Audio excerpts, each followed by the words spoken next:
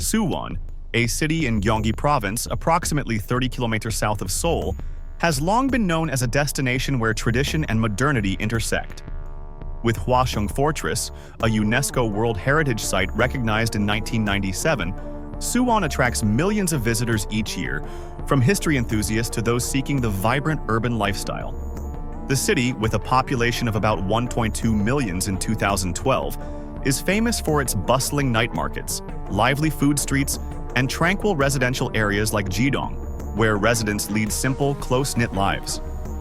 However, as night falls, Jidong becomes eerily quiet, with only the dim glow of streetlights illuminating narrow alleys. It was in this seemingly peaceful setting that a horrific crime took place, shattering Suwon's tranquility and shocking the entire nation of South Korea. What was the crime that instilled such fear and unease across the country? Without further delay, let's dive into today's case. And if you enjoy true crime stories, please take a moment to subscribe to our channel and leave a comment to support us. On the evening of April 1st, 2012, at around 11:42 p.m., an emergency call to the 112 hotline marked the beginning of one of the most shocking criminal cases in South Korean history. The caller was Kim Soo-jin, name changed to protect her identity, a 28-year-old woman whose trembling, panicked voice conveyed sheer desperation. Over the phone, she pleaded for help, describing an attack at a house near a public playground and Jidong Elementary School. The call lasted 7 minutes and 36 seconds, capturing chilling sounds, agonizing screams, crashing noises, and a man's voice shouting aggressively. Kim Soo-jin begged for her life, but no one arrived in time to save her. What outraged the public afterward was the police's delayed response. Despite the call being logged, no units were dispatched to the scene immediately. This failure not only cost Kim Soo-jin her life, but also exposed serious flaws in South Korea's emergency response system. The case quickly became a focal point of national attention, leading to the resignation of National Police Chief Cho Hyun-oh, who was head of the police force at the time. Kim Soo-jin, 28, was a typical middle-class South Korean woman living a modest but fulfilling life in Suwon's Jidong neighborhood. Born in 1984, she was the youngest of 3 siblings. Her parents, Kim Dong-ho and Lee Mi-ja, were hardworking owners of a small grocery store in Jidong, located about 300 meters from their home. The store, which sold food, household goods, and daily necessities, was the family's primary source of income and a place where Kim Soo-jin often helped out as a child. After graduating high school, Kim Soo-jin studied accounting at a local college in Suwon, completing her program in 2005. She then began working at a small logistics company in the city center, where her duties involved managing invoices, inventory, and supporting office operations. Though not a prestigious job, Kim Soo-jin was content with its stability and the income that allowed her to support her family and save for the future. Kim Soo-jin's daily life followed a steady routine. She woke up at 6:30 a.m., had breakfast with her parents, and took a bus to work at 7:30 a.m. After work, she typically returned home around 7:00 p.m., ate dinner with her family, and spent her evenings watching Korean dramas or chatting with friends on social media. Kim Soo-jin particularly loved romantic dramas like Winter Sonata and often shared her thoughts about them with her friend Park Ji-young. On weekends, she enjoyed strolling through Jidong Park, where she admired cherry blossoms in spring or read books on park benches. The Jidong neighborhood, where Kim Soo-jin lived, was a close-knit community but not without security vulnerabilities. Its narrow alleys, lacking surveillance cameras and poorly lit at night, created opportunities for potential dangers. Kim Soo-jin, accustomed to walking home through these alleys, never imagined she would become the target of a predator. Her simple life, which seemed destined to continue indefinitely, was brutally cut short on the night of April 1st, 2012. On the evening of April 1st, 2012, Kim Soo-jin left her office at 7:30 p.m. after finishing some paperwork. She texted Park Ji-young, saying she was heading home for dinner and to watch a new episode of a drama. Around 8:15 p.m., she got off a bus at a stop near Jidong Park, about a 10-minute walk from her home. Security footage from the bus stop captured Kim Soo-jin wearing a beige coat, jeans, and carrying a black handbag. She walked with a normal demeanor, showing no signs of worry or unease. Kim Soo-jin passed through Jidong Park, where a few people were still walking dogs or jogging.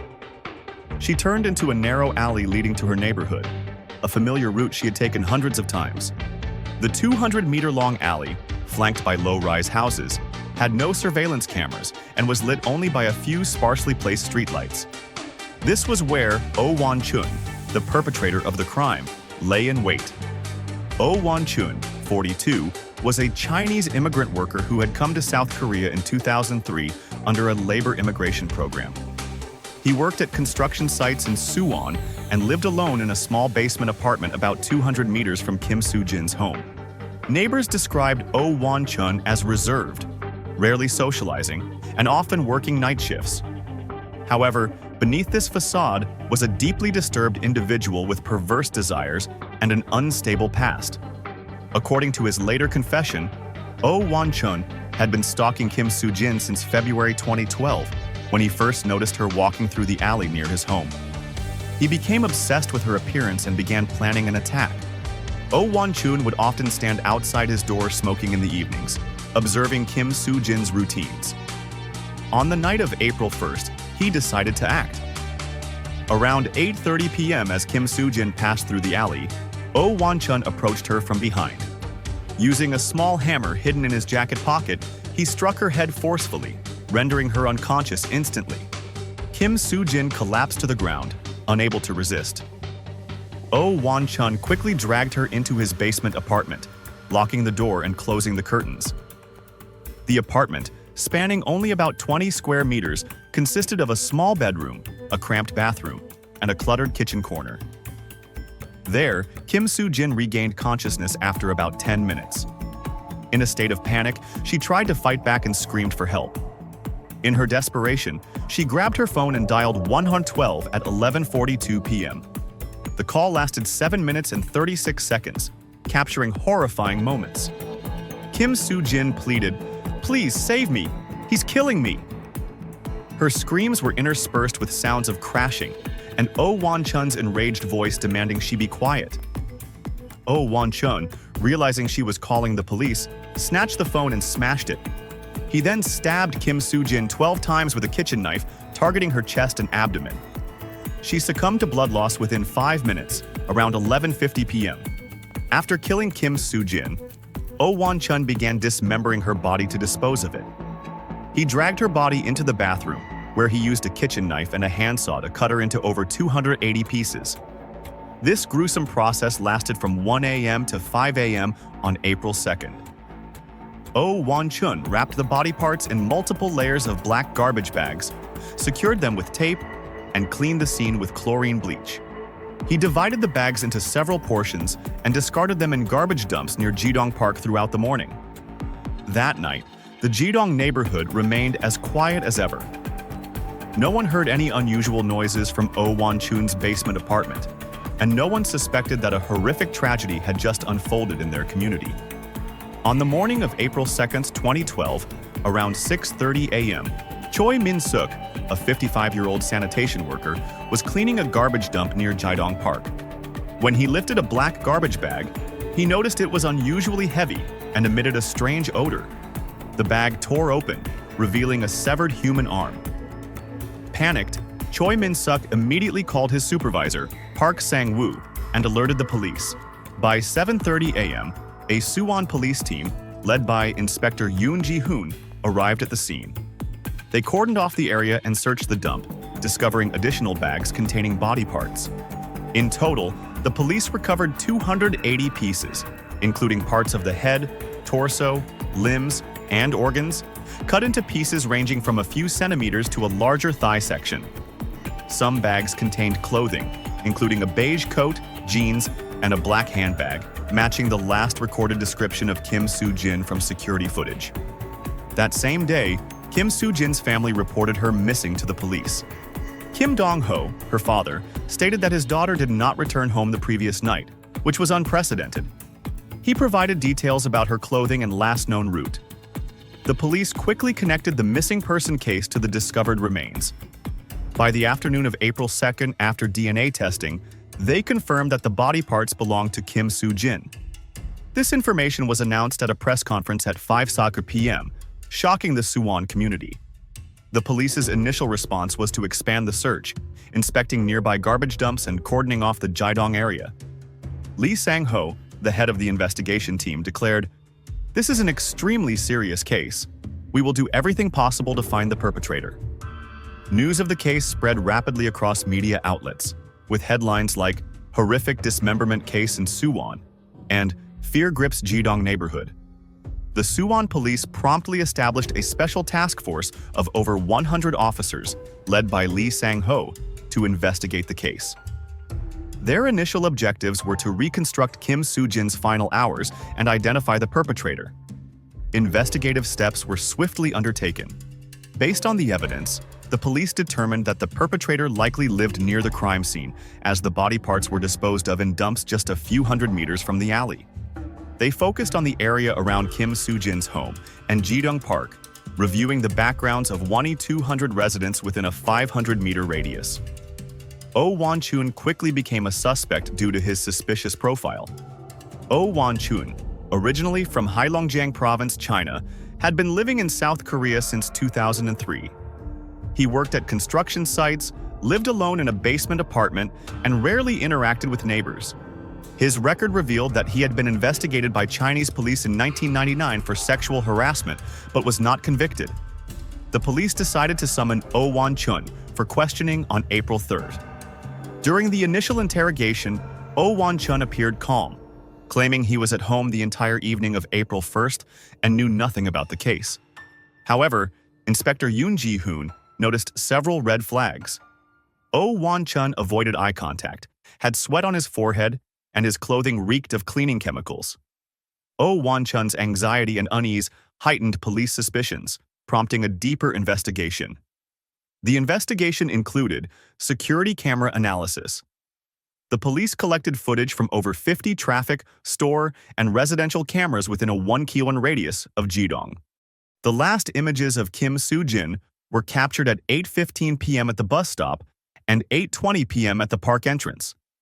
No cameras recorded the moment of her attack, as the alley near Oh Wan-chun's home was in a blind spot. Garbage dump crime scene. The bags containing the body parts were sent to a forensic lab in Seoul. Results indicated the perpetrator used a sharp knife and a handsaw for dismemberment. No fingerprints or DNA from the perpetrator were found on the bags, suggesting Oh Wan-chun acted with extreme caution. However, a single short hair found in one of the bags was later identified as belonging to Oh Wan-chun. Witness interviews. The police interviewed over 200 people, including neighbors, park visitors, and bus stop staff. Yoon Hye-rin, a housewife living near Oh Wan-chun's home, reported hearing screams around 11:30 p.m. on April 1st, but assumed it was a domestic dispute. Another witness, Kim Tae-woo, a taxi driver, stated he saw a man carrying multiple garbage bags to a dump near the park early on the morning of April 2nd. A particularly crucial piece of evidence was the audio recording of Kim Soo-jin's 112 call. The perpetrator's voice, though not entirely clear, was identified as belonging to a middle-aged man. Background noises, including running water and the clanking of metal, suggested the attack occurred in an enclosed space, possibly a basement. The police suspected this man was Oh Wan-chun, as he lived in a basement apartment. The police obtained a search warrant for Oh Wan-chun's apartment on the evening of April 3rd. Upon entering the basement apartment, investigators immediately noticed a strong smell of chlorine, a sign of crime scene cleanup. Key findings included blood traces. Using luminol, police detected blood in the bathroom corner, under the bed, and on the walls. DNA testing confirmed the blood belonged to Kim Soo-jin. Weapons. In a trash bin behind the house, police found a blood-stained kitchen knife and a handsaw. Both weapons carried Kim Soo-jin's DNA. Clothing. A blood-stained men's jacket was found in the washing machine. DNA on the jacket belonged to both Oh Wan-chun and Kim Soo-jin. Other evidence. A roll of black garbage bags, identical to those used to dispose of the body, was found in the kitchen, along with blood-stained tape. Faced with irrefutable evidence, Oh Wan-chun was arrested that night. Initially, he remained silent, but after 12 hours of continuous interrogation, he began confessing to the crime. The police confronted Oh Won-chun with physical evidence and the 112 call recording. He admitted the voice in the call was his.